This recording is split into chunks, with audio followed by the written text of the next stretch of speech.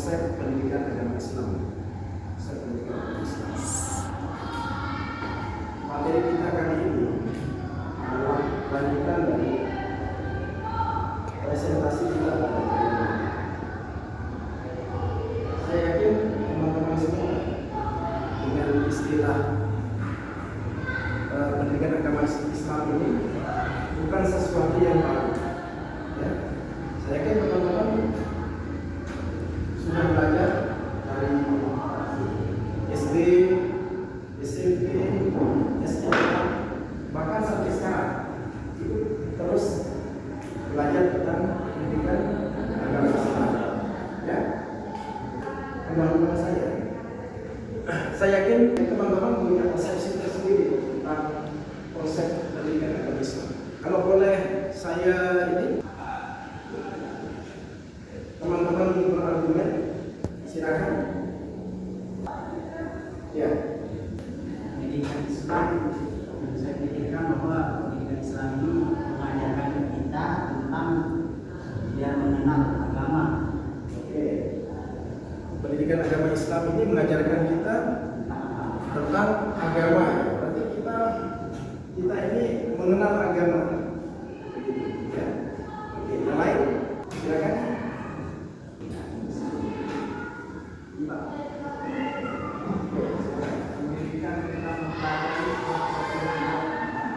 Pendidikan adalah mempelajari akhlak Rasulullah.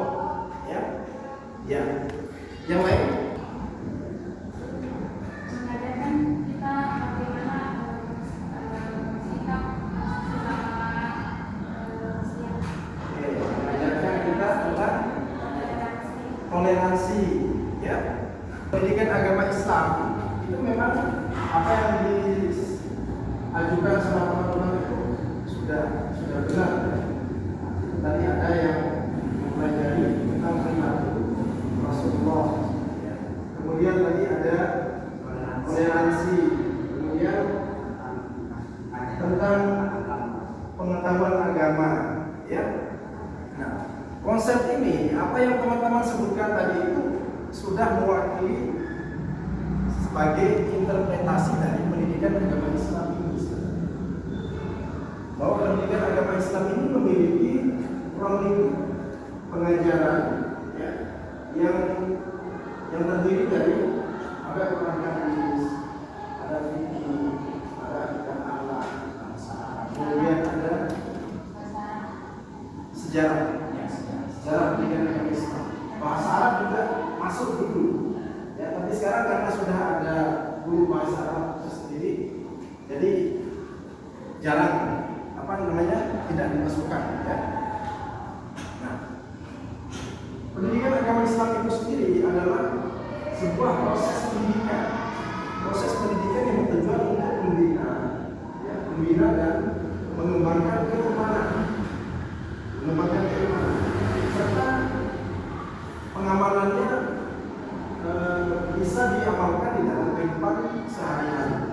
Ya, konsepnya ke sana. Jadi pendidikan agama Islam ini ruang lingkupnya sangat luas, bukan hanya sekedar pendidikan secara teori saja, tetapi pada tataran aplikatifnya itu yang sudah saya sebutkan tadi ada Quran hadis, kemudian ada fikih, ya, ada akidah akhlak, ada sejarah budaya Islam. Itu masuk semua di konsep tentang pendidikan agama Islam ini. Oke, silakan lanjutkan, Pak. Nah, ini konsep pendidikan agama Islam. Pendidikan agama Islam adalah proses pendidikan yang bertujuan membina dan mengembangkan keimanan, ya, pengetahuan serta pengamalan ajaran Islam secara menyeluruh kepada peserta didik. Maksudnya di sini pendidikan yang namanya pendidikan tentu proses untuk mendidik peserta didik, karena ini nanti objeknya adalah peserta didik. Yang kita akan ajarkan itu, yang teman-teman akan ajarkan nanti ketika teman-teman menjadi guru juga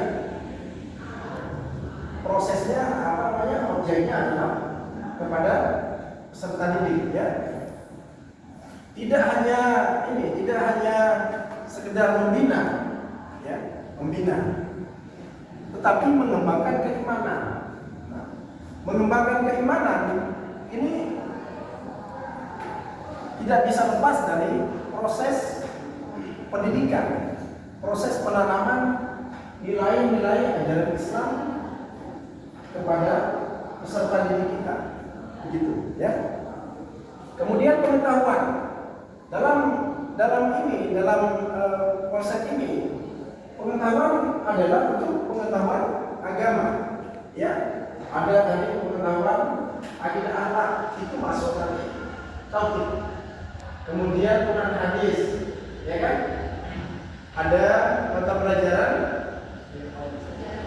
sejarah yang sama, membuka dengan doa, ya kan? Kemudian nanti kalau sudah masuk materi misalnya, apalagi teman-teman nanti akan menjadi seorang guru, sebisa mungkin materi yang teman-teman ajarkan itu, entah itu ilmu umum, ya, itu harus dikaitkan dengan teori agama. Selipkan sedikit tentang teori agama, supaya apa? Supaya ada koherensi, ya, balance, ada keseimbangan. Jadi ketika kita menyampaikan ke peserta didik kita, itulah yang disebut dengan integrasi tadi. Ini integrasi, ya, tentang keimanan, ibadah, adab, dan pengetahuan agama. Oke. Kemudian holistik, tidak hanya berorientasi pada aspek pengetahuan, tapi juga pada pengembangan moral, spiritual, dan sosial peserta didik. Pendidikan agama Islam itu orientasinya itu bukan pada aspek pengetahuan saja, ya, tetapi moral. Dengan pengetahuan, tentu nanti materi-materi ajar yang disampaikan kepada peserta didik itu, ya, itu akan menjadi pengetahuan bagi peserta didik. Tujuannya apa? Setelah ada pengetahuan itu diharapkan mampu membina kepribadian kita, akhlak kita.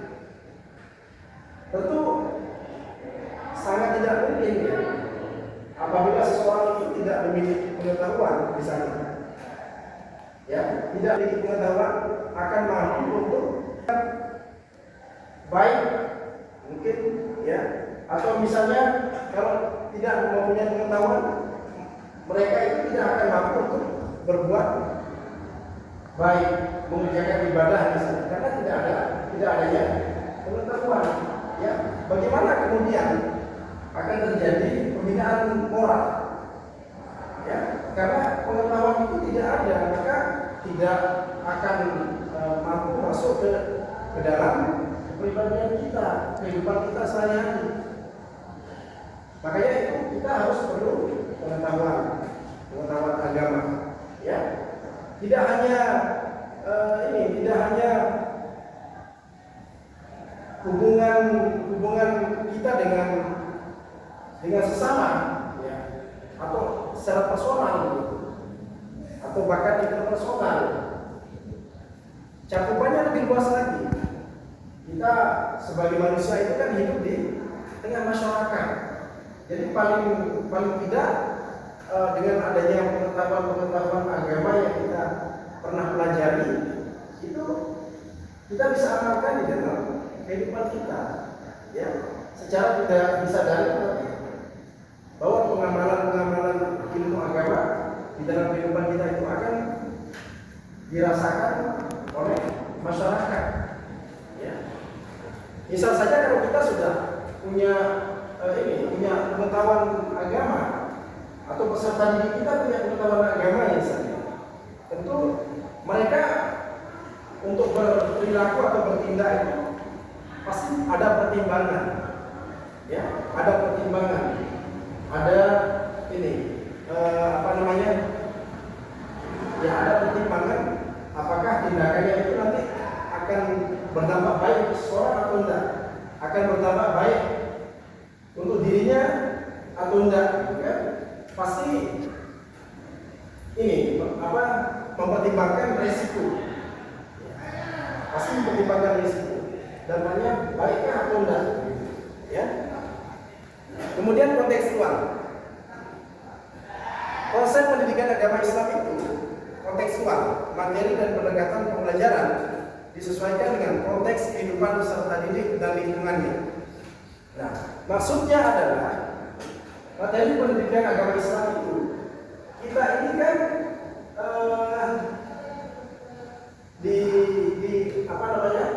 khususnya di Lombok ini, keadaan masyarakat kita itu bisa dikatakan heterogen, ya kan? Bukan homogen, heterogen. Dan rata-rata kalau lingkungan kita itu masih kondusif, ya, masih kondusif. Itu indikatornya adalah anak-anak di kampung misalnya, atau anak-anak di sekolah yang ada di desa, itu mereka tidak terlalu susah untuk diatur, ya kan? Tidak terlalu susah diatur. Mereka kalau kita tidak pindahkan, guru itu nanti akan bayarkan dari orang lain, ya kan? Kalau kita pindahkan, itu milik nilai ibadah. Ini nilai ibadah.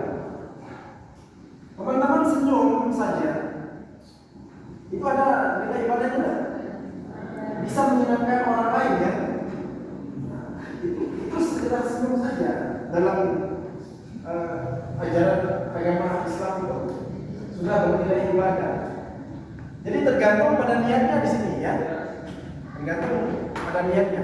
Jadi peserta didik itu diharapkan untuk mampu mengaplikasikan ini, memahami dan melaksanakan ibadah. Jadi kalau pada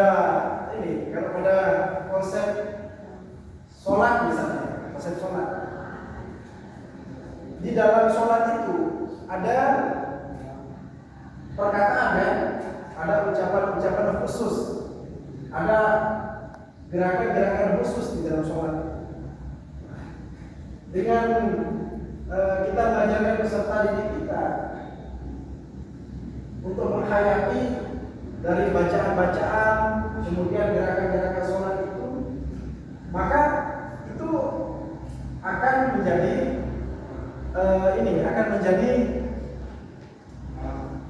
bukan peserta didik itu mampu merefleksikan di dalam kehidupan nyata atau kehidupan sehari-hari, ya. Itu harapannya dengan adanya ini dorongan, kita mendorong kepada peserta didik untuk memahami melaksanakan ibadah secara benar dan penuh penghayatan. Kemudian kita lanjut ke akhlak, menumbuhkan akhlak mulia sebagai cerminan keimanan. Pendidikan agama Islam itu juga, teman-teman, ya, ini sebagai untuk menumbuhkan akhlak mulia, karena sudah jelas juga di dalam hadis Rasul itu apa bunyinya? Innama ya, gitu ya. Itu sudah jelas. Berarti Rasulullah sendiri itu ditugaskan oleh Allah untuk menyempurnakan akhlak manusia, ya kan? Kita tugasnya, kita sebagai guru itu juga memiliki tugas dan fungsi melanjutkan dakwah Rasulullah. Ya, mengajarkan agama Islam itu tujuannya adalah menjadikan moral peserta didik kita itu, moral masyarakat itu menjadi baik, ya kan? Jadi baik sesuai dengan nilai-nilai ajaran Al-Quran dan Sunnah Rasulullah SAW. Ya, itu yang kita perlu dorong ke peserta didik kita agar tercapai akhlak mulia itu, ya. Agar tercapai akhlak mulia, karena akhlak itu di dalam agama Islam memiliki tingkatan yang utama, ya kan? Percuma kalau kita pintar misalnya, tapi tidak berakhlak, ya kan?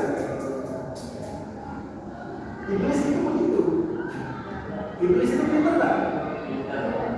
Tapi tidak berakhlak, ya kan? Oke. Kemudian ilmu dan pengetahuan mengembangkan pemahaman terhadap ajaran Islam yang benar dan relevan.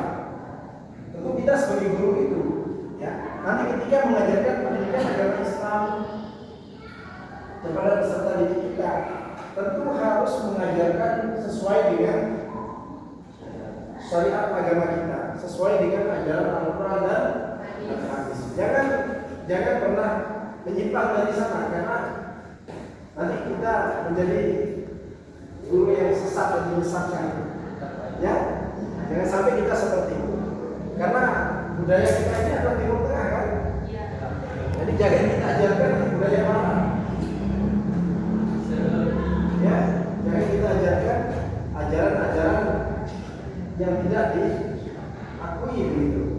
Oke, supaya peserta didik kita tidak menjadi murid yang sesat juga. Ya. Kemudian pengamalan, mendorong peserta didik untuk mengamalkan ajaran Islam dalam kehidupan sehari-hari. Kita sebagai guru itu tentu ingin melihat apa yang kita ajarkan kepada peserta didik itu sepenuhnya mampu diamalkan oleh peserta didik kita. Ya kan? Lebih-lebih kita ini kita sudah menjadi guru begitu, supaya kita juga merasa berhasil mendidik peserta didik kita. Sudah sarjana. Ketika teman-teman berada di masyarakat, jadi ilmu teman-teman yang teman-teman dapatkan di perguruan tinggi itu akan dimanfaatkan oleh masyarakat nantinya. Ya, entah itu di sekolah atau di masyarakat. Kita insya Allah kita akan berguna untuk nusa dan bangsa. Asalkan teman-teman mau, tapi ya, asalkan teman-teman mau untuk menjadi guru, ya. Kemudian mengintegrasikan ajaran Islam dalam seluruh aspek kehidupan peserta didik. Ini kira-kira menjadi penting, ya, atau menjadi hal yang utama. Harapan guru itu bisa mengintegrasikan ajaran Islam dalam seluruh aspek kehidupan peserta didik kita. Ini harapan kita. Ketika kita mengajar misalnya, tentu di dalam kita mengajar itu sudah ada tujuan-tujuan pembelajaran yang ingin kita capai. Ya, materi-materi ajar yang kita sampaikan kepada peserta didik kita itu, ya, untuk mengukur apakah peserta didik kita itu sudah mampu menerima atau menyerap apa yang kita sampaikan dengan materi pendidikan agama Islam yang kita ajarkan itu. Tentu tujuan akhirnya adalah supaya peserta didik kita itu mampu untuk mengamalkan, ya, mengamalkan di dalam kehidupan sehari-hari, ya. Oke. Kemudian menjadi wadah pembinaan karakter dan moral sesuai nilai-nilai Islam. Ini masih berkaitan dengan konsep yang tadi, karakteristik itu. Karena akhlak itu, pembinaan karakter dan moral sesuai dengan nilai-nilai Islam. Kalau kita sudah paham, ya, atau memiliki pemahaman tentang ajaran-ajaran Islam, maka itu yang kita sampaikan kepada peserta didik kita, dan pastinya nanti di dalam kehidupannya akan bisa teraktualisasikan di dalam kehidupan sehari-hari, ya, entah itu di kehidupan sendiri atau kehidupan keluarga, kehidupan bermasyarakat, ya, kemudian pada ikut kehidupan ruang lingkup yang lebih luas. Jadi mereka itu kalau sudah punya pemahaman agama, ya, kepribadiannya itu nanti bukan hanya untuk dirinya sendiri yang merasakan dampak baiknya, tetapi untuk masyarakat secara luas. Itu ya. Oke, dari apa yang sudah saya sampaikan tadi, sekarang Nanti kan teman-teman ini adalah calon guru pendidikan agama Islam. Buatkan upaya-upaya yang bisa dilakukan untuk mengajarkan pendidikan agama Islam. Kemudian sebagai seorang guru agama, tentu teman-teman ingin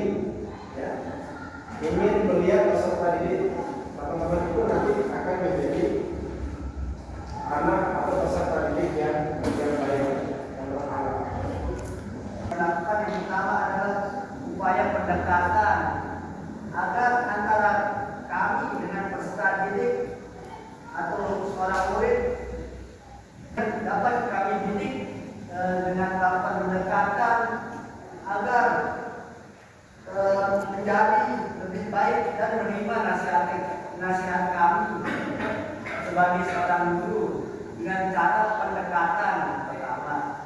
Dan yang kedua, sebagai seorang guru upaya kami agar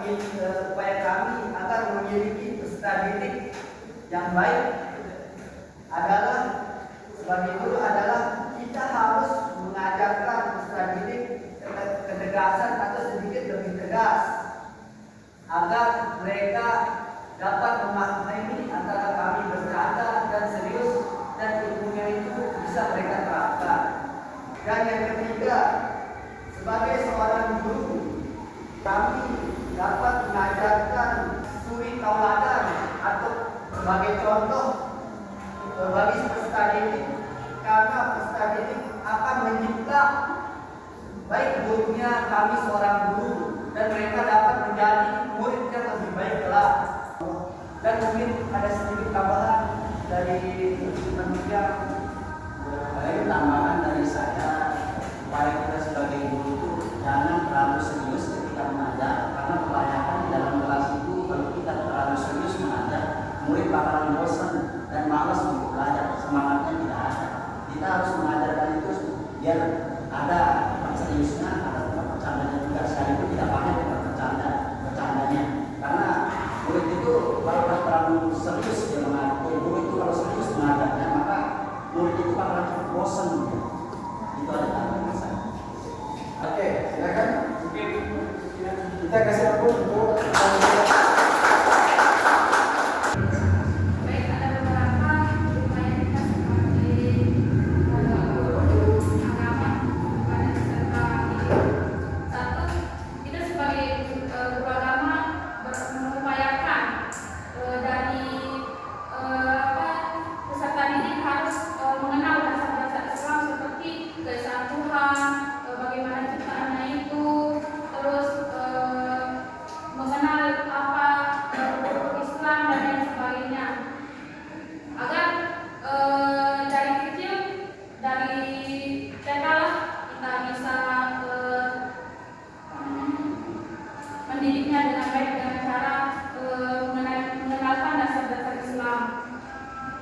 Terus kita sebagai guru atau pendidik mengupayakan kepada peserta didik untuk selalu bersikap baik dengan kita bersikap baik untuk selalu bersikap baik kepada sesama atau semua orang dengan kita menceritakan kisah-kisah Nabi dan Rasul, meneladani kisah-kisah para sahabat yang dalam Al-Quran maupun dalam cerita-cerita lainnya. Terus untuk selanjutnya kita akan selalu mengajarkan kepada peserta didik untuk selalu menjaga diri dengan menanamkan pedoman-pedoman agama, seperti mengajarkan bagaimana cara dia menjaga diri ketika bergaul dengan sesama ataupun yang lebih besar. Karena pada zaman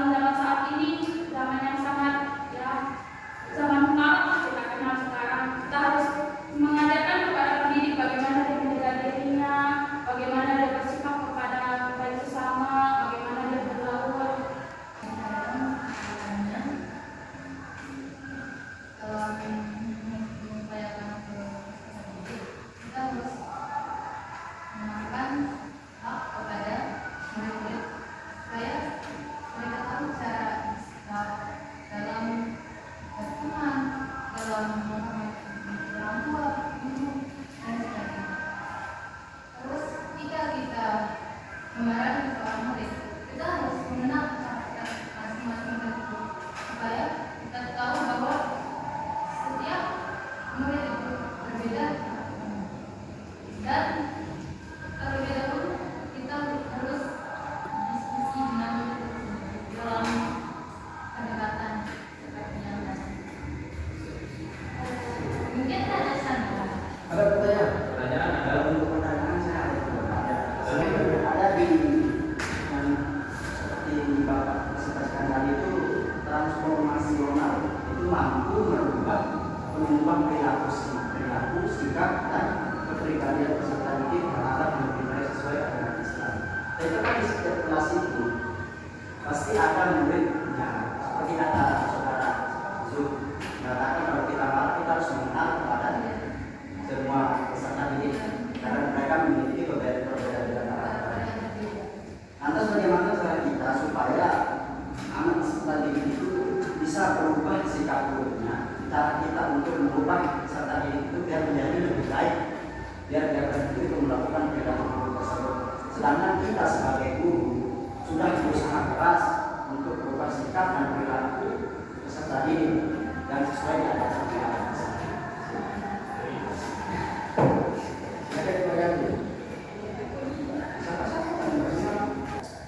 Oke, dari pengalaman saya, pertama-tama kan kita harus mengenal bagaimana karakter. Ada yang pendiam, ada yang memberontak, ada yang pemalu. Terutama untuk anak-anak yang maaf menghafalkan Al-Quran. Pertama-tama kita sebagai guru dulu kita harus introspeksi dulu. Apakah ketika kita akan menasihati anak didik kita itu, apakah kita harus memberkatnya atau mengajaknya berbicara halus? Tapi kan kebanyakan anak-anak sekarang, walaupun kita di depan kita penjahat, nah, tidak ada takutnya, mereka akan ketawa. Mungkin kita akan berpesan kepada orang tuanya, mungkin kita akan berpesan kepada orang tuanya jika kita sudah kehabisan cara untuk mendidiknya. Kita berpesan kepada orang tuanya sebagai minta tolong lah, gimana caranya supaya dia tidak ada tingkah gitu. Itu saja ya. Terima kasih untuk kelompok.